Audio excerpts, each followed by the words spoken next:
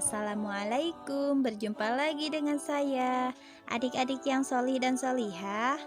Tahukah kalian siapa manusia yang pertama Allah ciptakan? Yuk kita tonton videonya.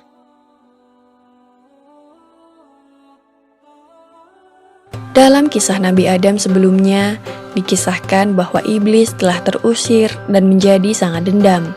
Nabi Adam kemudian mendiami surga, di mana beliau tidak akan kelaparan, tidak akan sakit, dan tidak akan merasakan panasnya matahari.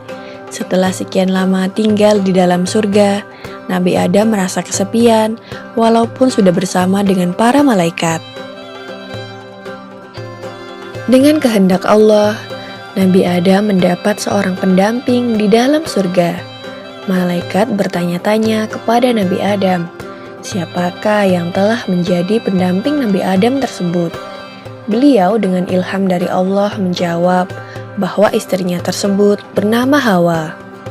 Sejak saat itu, Adam dan Hawa mendiami surga dalam hidup penuh kebahagiaan.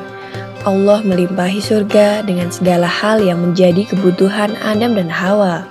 Namun dari segala hal tersebut, terdapat sebuah pohon yang disebut pohon huldi yang terlarang didekati oleh Adam dan Hawa.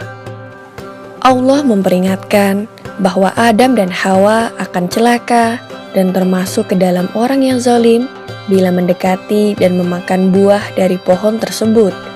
Adam dan Hawa awalnya hidup tentram dan nyaman di surga.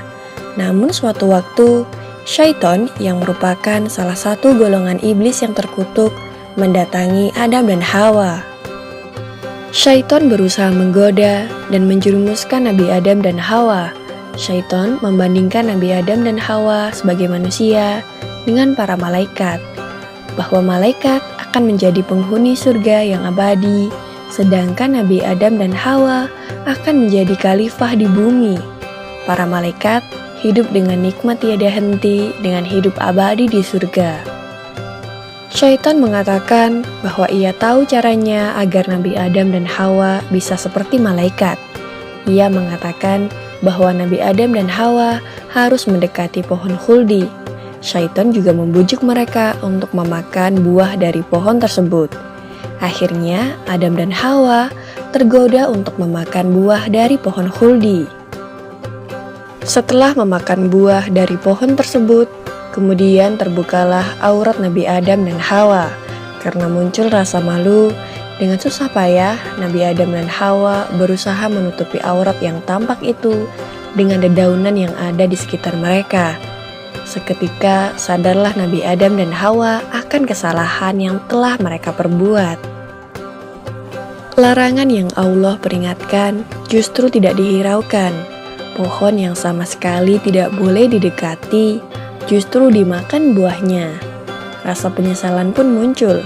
Nabi Adam dan Hawa kemudian bertobat dan memohon ampunan Allah. Allah memberikan ampunannya serta menjatuhkan hukuman, yakni memerintahkan Adam dan Hawa pergi dari surga dan turun ke bumi. Berbekal pengetahuan dan beberapa kalimat dari Allah, Nabi Adam dan Hawa turun ke muka bumi. Saat diturunkan ke bumi, Nabi Adam dan Hawa berada di dua tempat yang berbeda. Nabi Adam merasa kehilangan dan mencari-cari keberadaan Hawa, sedangkan Hawa juga mencari-cari keberadaan Adam. Di muka bumi yang luas itu, mereka terus-menerus saling mencari. Terhitung selama 40 hari, barulah kemudian mereka berjumpa di sebuah bukit yang disebut Jabal Rahmah. Nabi Adam dan Hawa akhirnya berkumpul dan menyatu kembali seperti sewaktu mereka di dalam surga. Allah kemudian menjadikan Adam sebagai seorang nabi pertama di muka bumi. Nabi Adam dan Hawa kemudian dikaruniai beberapa keturunan. Hampir semua anak Nabi Adam dan Hawa terlahir sebagai anak kembar, laki-laki dan perempuan. Setelah beberapa pasang anak Nabi Adam dan Hawa lahir, mereka semua hidup sesuai dengan ajaran dan petunjuk-petunjuk dari Allah. Nabi Adam mulai mengajarkan kepada anak-anaknya agar mengikuti perintah Allah. Selain itu, beliau juga mengingatkan bahwa manusia memiliki musuh yang nyata dan abadi, yakni syaitan yang terkutuk. Golongan iblis, yakni syaitan, tidak akan pernah berhenti dan tidak akan pernah menyerah sampai hari kiamat untuk mengajak keturunan Nabi Adam kepada kesesatan.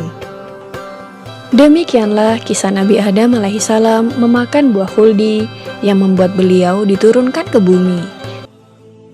Nah, sekarang kalian sudah tahu manusia yang pertama kali Allah ciptakan, yaitu Nabi Adam alaihissalam. Hikmah dari kisah ini, kita selaku hamba Allah Subhanahu wa Ta'ala harus menjauhi semua larangan dan melaksanakan seluruh perintah Allah Subhanahu wa Ta'ala. Terima kasih, semoga bermanfaat.